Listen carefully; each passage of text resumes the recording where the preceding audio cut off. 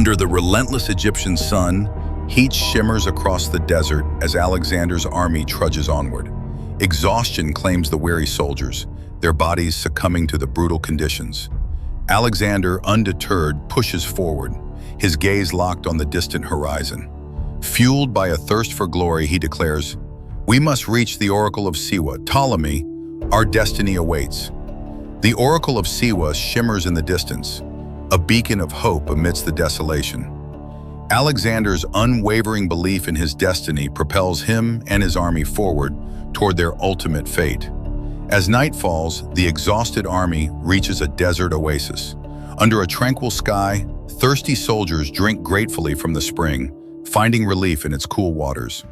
Lost in thought beneath the stars, Alexander whispers into the silence, "Am I truly the son of Zeus, as my mother claimed?" The next day, under the same burning sun, they march again. Sandstorms erupt, testing the limits of endurance as the barren landscape stretches endlessly. Alexander stumbles, his vision blurs, and exhaustion overtakes him. Caught in a near-death hallucination, he sees gods and mythical beasts dancing before him. Summoning his last strength, he whispers, "Siwa, I must reach Siwa." At long last, the army gazes upon the Siwa oasis, a vibrant sanctuary blooming in the desert. The air is fragrant with dates and exotic flowers, a stark contrast to the harsh desert winds. Locals gather, their faces a mix of awe and reverence. They whisper of Alexander's destiny, of the oracle who awaits.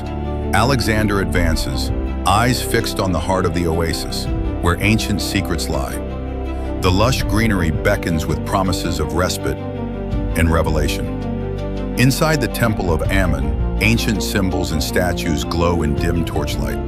The air vibrates with rhythmic chanting as priests fill the sanctuary with sacred power.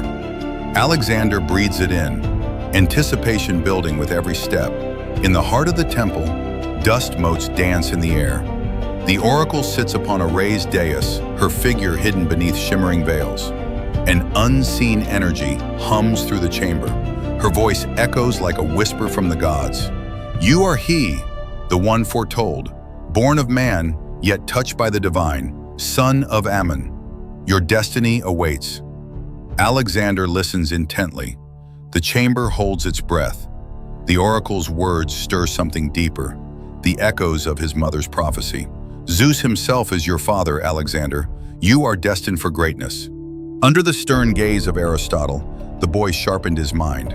The art of war, the philosopher taught, is the art of deception. Know your enemy and know yourself. Now a whirlwind of steel and fury, Alexander leads his men into battle. Each victory forges him in fire. Each scar is a mark of greatness. Amidst the chaos, his youthful face hardens with grim resolve. Bathed in the adulation of his troops, he stands invincible. Each clash of steel echoes through time, another step toward destiny. Back in the oracle's chamber, sunlight breaks through. Alexander, brimming with youthful arrogance, demands, "Tell me, Oracle, what does the future hold for my empire? Will my conquest know no end?" The oracle answers, her voice cryptic and calm. "The path ahead is paved with glory, but shadowed by deceit.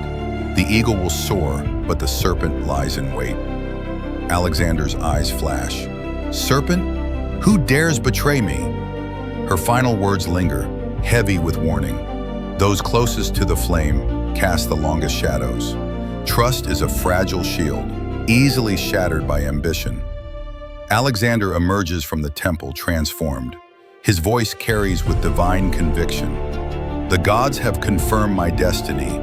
I am fated to rule the world." Ptolemy watches, stunned by the change in his king. The temple echoes with Alexander's proclamation, the air thick with destiny. Under the scorching Siwan sun, Alexander, now adorned in royal garments, faces a gathered crowd. They offer treasures and gifts, faces filled with awe. Alexander nods, accepting their tributes with a subtle smile. His belief in his divinity solidified. That night, under a sky full of stars, a grand feast erupts. The aroma of roasted meats mingles with sweet wine. Torches crackle, music swells, a blend of Macedonian drums and Siwan rhythms. Adorned in regal splendor, Alexander moves among the revelers, receiving praise, inviting local women to dance. He raises his goblet, a triumphant spark in his eyes. In that moment, he is invincible, untouchable. Later, in the solitude of his tent, flickering candlelight dances on the walls. A map stretches before him, a tapestry of past triumphs and future conquest. His fingers trace new paths, but a shadow of doubt flickers. The Oracle's prophecy still haunts him. By morning, Alexander is once again at the head of his army, a divine figure leading mortals through unforgiving sands. Their faces are etched with loyalty, their steps are steady. The desert is endless, but so is their faith in him. Alexander charges into battle, armor gleaming in the sun. He strikes with divine fury, each blow a masterpiece of war. "The gods are on my side," he declares. "Victory is mine."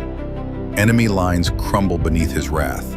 The battlefield becomes a canvas of shattered armies, proof of Alexander's legendary command. In the royal palace, he sits upon a golden throne, surrounded by advisors who fear and revere him. He rules with absolute power, becoming the god-king he always believed himself to be. And yet, a subtle unease lingers, a shadow within the light of triumph. Years later, Ptolemy, now aged and weathered, stands alone at the edge of the Siwa oasis. The desert wind brushes his face as he remembers. The sun blazes, shadows dance, temples whisper of a bygone era.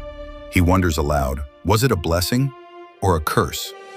For Alexander to be called a god, to believe it so completely, the question of Alexander's true divinity remains unanswered, lost to the sands of time.